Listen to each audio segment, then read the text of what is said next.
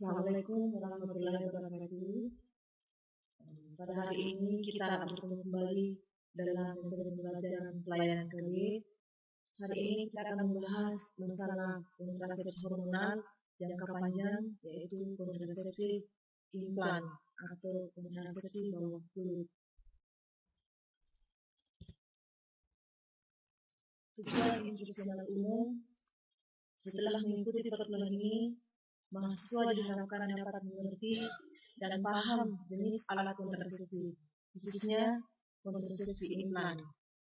Tujuan instruksional khususnya: setelah mengikuti perkuliahan ini, mahasiswa diharapkan mampu menjelaskan pengertian kontrasepsi implan, keuntungan dan keterbatasan dari kontrasepsi implan, siapa yang boleh dan siapa yang tidak boleh menggunakan alat kontrasepsi implan, waktu menggunakan implan, menyiapkan alat dengan tepat, menjelaskan prosedur pemasangan implan dengan benar, mempraktikkan pemasangan implan dengan sistematis. Kita akan masuk ke materi, yaitu apa itu implan atau pengertian dari implan. Pengertian implan itu sendiri adalah suatu alat kontrasepsi bawah kulit yang mengandung levonorgestrel yang dibungkus dalam kapsul silastik silikon atau polimetil silakson yang berisi hormon golongan progesteron yang dimasukkan di bawah kulit dengan kiri atas bagian dalam yang berfungsi untuk mencegah kehamilan selama 5 tahun. Ini alat kontrasepsi ini dewasa ini sudah tidak digalakkan lagi. Yang digalakkan sekarang yaitu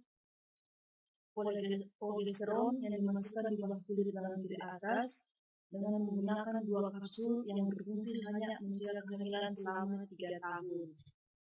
Jenis-jenis implan itu sendiri yaitu Norplan, Implanon, Jordana, dan Indoplan. Bagaimana mekanisme kerja implan? Mekanisme kerja implan yaitu pertama, glandul serviks menjadi lebih kental. Yang kedua, mengganggu proses pembentukan endometrium sehingga sulit terjadi implantasi. Bagaimana bisa mengganggu proses pembentukan endometrium? Jadi, pemakaian implan yang lama atau pemakaian progesteron yang lama akan membuat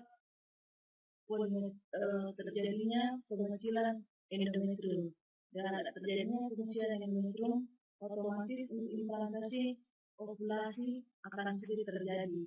Jadi, otomatis menghalangi terjadinya ovulasi. Yang keempat, mengurangi transportasi sperma. Indikasi: siapa saja yang boleh menggunakan implan? Pertama, usia reproduksi, punya anak atau belum. Maksudnya bagaimana yang belum punya anak bisa menggunakan implan? Jadi, di dewasa ini, di daerah kita ini masih terjadi perkawinan di bawah umur. Jadi yang belum mempunyai reproduksi yang matang, biasanya yang menikah pada umur 17 tahun ke bawah, kita tunda dengan menggunakan implan, karena biasanya pada usia ini sering lupa menggunakan alat kontrasepsi, apalagi kalau pil atau suntik. Jadi yang lebih aman kita pakai adalah menggunakan implan. Yang ketiga, postpartum atau menyusui. Yang keempat, pasca keguguran. Kelima, tidak ingin punya anak lagi tapi tolak steril. Keenam, tekanan darah di bawah 180/110 Hg. 7, kontraindikasi terhadap kontrasepsi hormonal yang mengandung estrogen. Sering lupa menggunakan pil. Kontraindikasinya: hamil atau diduga hamil, perdarahan pervaginam yang belum jelas penyebabnya. Perdarahan pervaginam kemungkinan besar itu adalah tanda-tanda ada terjadi cervix, riwayat kanker payudara, DM atau diabetes mellitus, penderita penyakit hati, kelainan jiwa, dan riwayat KIT atau kehamilan ekonomi. Pada penderita ini kenapa tidak dianjurkan untuk menggunakan implan? Karena pada penderita ini memakan, konsumsi, atau mengkonsumsi obat-obatan dengan obat yang dia konsumsi menurunkan efektivitas atau cara kerja daripada timpani itu sendiri.